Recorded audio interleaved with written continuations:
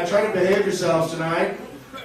But if you're ever like me and you decide not to behave yourself, this is what I like to do. I like to phone into places that I don't even work at and tell them I'm not showing up.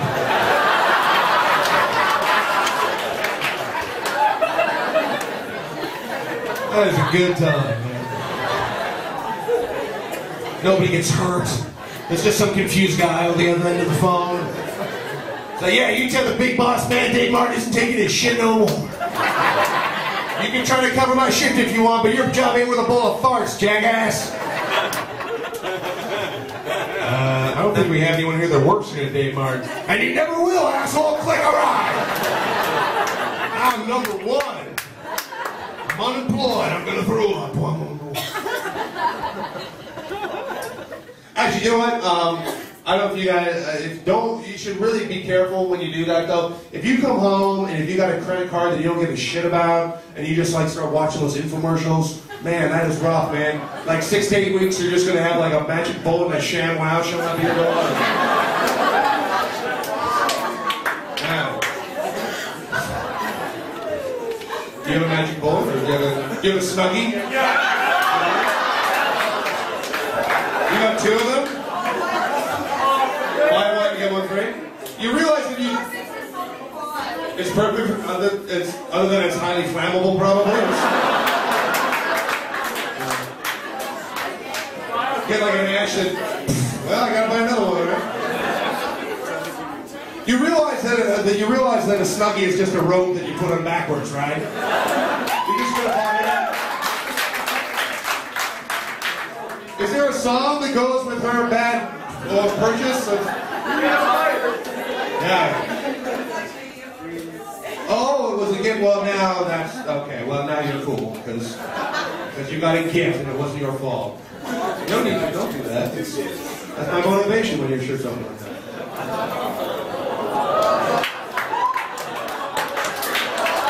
Sorry, not the guy. That's.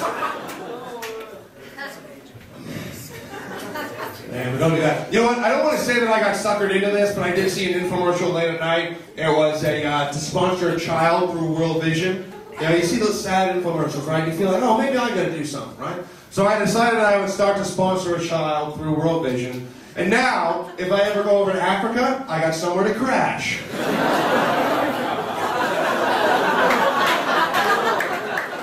Do you know how many cups of coffee I had to give up every day so that kid could live? 1. You can't lie about that shit. It's tough. You know what? I wish I had like money to travel and stuff. I just found out recently my parents are going to Mexico. They're going to be gone for all December and January, right? 2 months in Mexico, right? And so I got Christmas alone. Wham! Anyway. But like some of my friends of mine were really ignorant when I would tell them this, and the first thing that they would say would be like, aren't you worried about your parents getting murdered in Mexico? All those Canadians getting murdered in Mexico? And first of all, my first thought was, well, if that happens, I get a condo. Who else is it going to go to, right? And I'm not worried about them getting murdered. It's a stupid thing to think, especially when you consider the fact that more Canadians die every year in Canada than any other country in the entire world. So if you want to live, get the fuck out of here. We're always more important when we die somewhere else. That's why I'm going to get my parents some tickets to go to the running of the machetes in Burma, so I think that's going to be... Or a funnier place when genocide's going on. Shit.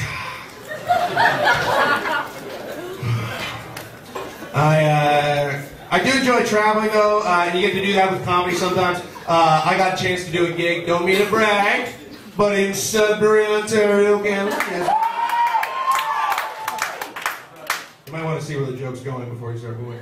No, I'm sure it's a nice place, but I just was like, the gig that I had, it was at a bar, it was called Mingles. And I didn't even know if fuck still exists, right? But I'm driving there, and I had to pull over to get some gas and use the washroom at one point. And the gas attendant guy gives me the keys to the washroom. And dig this, the keys are attached to a cinder block.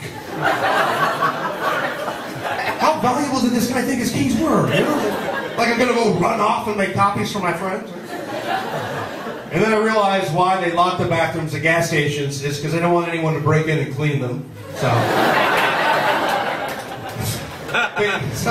I tell the guy where I'm doing the gig at this place called Mingles, right? And his eyes light up, right? He's like, oh man, Mingles, you are gonna love it there, man. That place is a pickup joint. It is one serious meat market. So I'm like, all right, man, what's gonna happen, right? So I drive a little bit farther, I get to Sudbury, and I get to Mingles, and man, that place is a meat market. That meat had gone bad.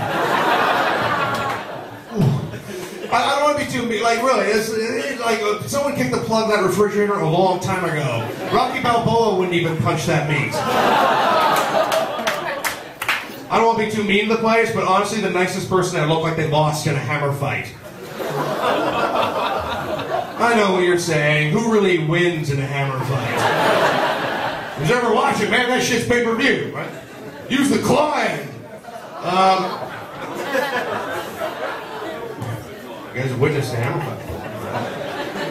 I got dragged out to a karaoke bar once, though. I was in Moncton, New Brunswick, got dragged out to a karaoke bar. And I'm all right with karaoke. I think it's kind of cute. I think it's kind of funny, you know. It's like, you know, but they're supportive, you know, like an AA meeting. Like, yeah, you sound like shit, but keep singing up there, right?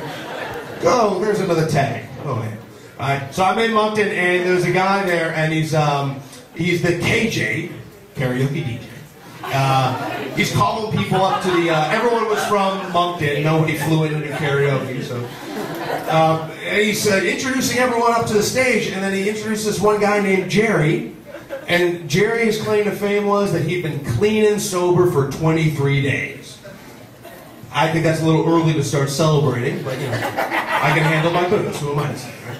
So after being clean and sober for 23 days, he gets up on stage, and what song does he decide to sing? Wasted Away in Margaritaville by Jimmy Buffett. That's ironic, right? Because it's all about a song partying, right? And I thought that was pretty ironic. Well, you know, Margaritaville, fucking clean and sober, right? That's ironic to me. And I didn't think it's not as ironic as getting your adopted Chinese baby to sing "I've Been Working on the Railroad." Are you upset that I brought it up in the first place, or are you upset that we did it as a country in the first place? What are you? Railroad's still there. What are you going to say about a job well done, huh?